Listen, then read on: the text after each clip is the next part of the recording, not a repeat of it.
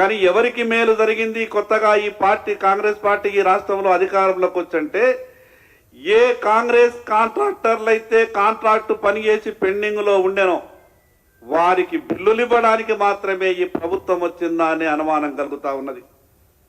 ఈరోజు తెలంగాణ రాష్ట్రంలో ఏదైనా టెండర్లు పెడితే కాంట్రాక్టర్లు టెండర్లు వేయడానికి కూడా రాలేనటువంటి పరిస్థితి.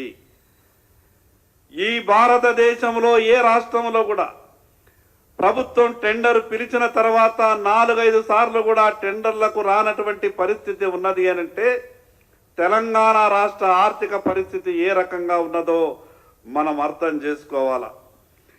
గత ప్రభుత్వాలు ఏవైనా కావచ్చు, పార్టీలు మారచ్చు, ప్రభుత్వాలు కొత్తగా రావచ్చు, కానీ గత ప్రభుత్వం 80%, 70% పూర్తి చేసినటువంటి ఏవైతే కొన్ని ప్రాజెక్టులు ఉంటాయో, కొన్ని పనులు ఉంటాయో, వేల కోట్ల రూపాయలు ఖర్చు పెట్టిన తర్వాత కూడా ఇంకొక 10%, 20% ఖర్చు పెడితే ఆ ప్రాజెక్టు పూర్తయి ఫలాలు అందేటటువంటి అవకాశం ఉంటుంది.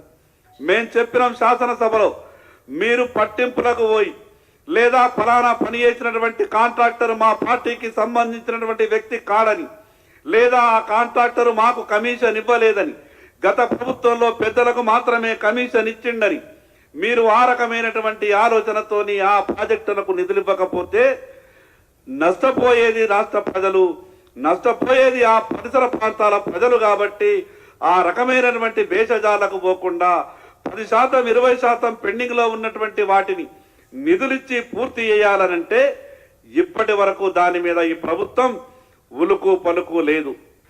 ప్రభుత్వం వచ్చినటువంటి కొత్తలోనే ఓటాన్ అకౌంట్ బడ్జెట్ ప్రవేశపెట్టినటువంటి బడ్జెట్లో సంక్షేమానికి సంబంధించినటువంటి 5% కూడా నిధులు ఖర్చు కాలేదు. మరి 6 నెలలలో 5% నిధులు కూడా ఖర్చు కాకపోతే మిగిలిన 6 నెలల్లో మీరు పెట్టినటువంటి బడ్జెట్ పుస్తకాలలో మీరు పొందుపరిచినటువంటి అంకెలను ఏ రకంగా మీరు రీచ్ కాగలుగుతారో ఈ ప్రభుత్వంలో ఉన్నటువంటి పెద్దలు సమాధానం చెప్పాలా. చాలా గొప్పగా మాట్లాడతారు కదా, స్థానిక సంస్థలని మా రాజీవ్ గాంధీ గారు గొప్ప ఆలోచనతోని తీర్చిదిద్దిండ్రు.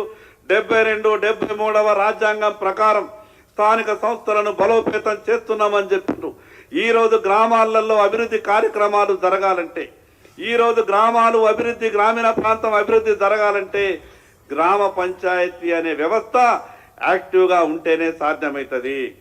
ముఖ్యమంత్రి కూడా ఆ గ్రామానికి వచ్చినా అక్కడ ఉన్నటువంటి స్థానిక సర్పంచ్ సభకు అధ్యక్షత వహించి అక్కడ ఉన్నటువంటి సమస్యలను గుర్తించి అక్కడ ఉన్నటువంటి లబ్ధిదారులకు ప్రభుత్వ పథకాలు అందించే అవకాశం కేవలం స్థానిక సంస్థలు యాక్టివ్గా ఉంటేనే సాధ్యమవుతుంది. ఏ రకంగా మీరు లబ్ధిదారులను ఎంపిక చేయగలుగుతారు? పంచాయతీల పీరియడ్ ఎన్నికల మాట లేదు. ఈరోజు మండల పరిషత్, జిల్లా పరిషత్ కూడా పూర్తయిపోయింది, దాని గురించి ప్రస్తావన లేదు. అంటే ఈ రాష్ట్రంలో స్థానిక సంస్థలు అనేవి లేకుండా కేవలం ఒక ముఖ్యమంత్రి గారు ఉండాలా, మంత్రివర్గం మాత్రమే ఉండి ఈ రాష్ట్రాన్ని పరిపాలించదలుచుకున్నారా? ఈ రాష్ట్ర ప్రభుత్వం సమాధానం చెప్పాలా. ఇటువంటి ఆర్థిక ఎమర్జెన్సీ నడుస్తున్నప్పుడు వెంటనే ప్రభుత్వం తేరుకోవాలి. మేము ఆర్టీఐలో ఇప్పుడు అడిగినాం, అసలు గత ప్రభుత్వం మీద మాట్లాడుతున్నాం కదా, గత ప్రభుత్వం చేసినటువంటి తప్పుల మీద చర్చ చేస్తున్నాం కదా, ఈ ప్రభుత్వం వచ్చి 6 నెలలైంది, మీరు ఆర్థిక విషయాలలో చేస్తున్నటువంటి వ్యవహారం ఏమని మేము ఆర్టీఐలో అడిగితే, ఏ రకంగానైతే టిఆర్ఎస్ ప్రభుత్వం 10 సంవత్సరాలు రాష్ట్ర ఆర్థిక పరిస్థితి గురించి ప్రజలకు తెలియనివ్వకుండా అన్ని విషయాలను దాచిపెట్టిందో ఈ ప్రభుత్వం కూడా ఆ రకంగానే వ్యవహారం చేస్తా ఉన్నది. మేము ఆర్టీఐలో కొన్ని విషయాలు అడిగినాం. కొత్తగా వచ్చినటువంటి ప్రభుత్వం మీరు ఏ అప్పులు చేసిండ్రు, ఏ రకంగా అప్పులు చేస్తున్నారు, విషయాలు మాకు చెప్పాలనంటే ఓటాన్ అకౌంట్లో బడ్జెట్లో ప్రవేశపెట్టినటువంటి ఒక పుస్తకాన్ని ఇచ్చిన తప్పితే మేము అడిగినటువంటి విషయాల్ని దాచిపెట్టే ప్రయత్నం చేస్తా ఉన్నారు. ఈ ప్రభుత్వాన్ని భారతీయ జనతా పార్టీ డిమాండ్ చేస్తున్నది, మీరు చేసినటువంటి తప్పులను వెంటనే సరిదిద్దుకోవాలా.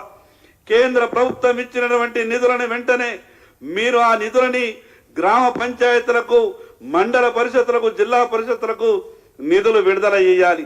నేను మొన్న ఒక జిల్లా పరిషత్ సమావేశానికి వెళ్తే అక్కడ ఉన్నటువంటి జెడ్పీటీసీ, ఎంపీటీసీ సభ్యులు అడుగుతున్నారు, మాకు అభివృద్ధికైతే ఎట్లా నిధులు ఇస్తలేరు, కనీసం మా గౌరవ వేతనాలన్నా ఇప్పియండి అని వారు బతిమలాడేటటువంటి పరిస్థితి వచ్చిందంటే ఈ రాష్ట్రంలో పరిపాలన ఏ రకంగా జరుగుతున్నదో అర్థం చేసుకోవచ్చు.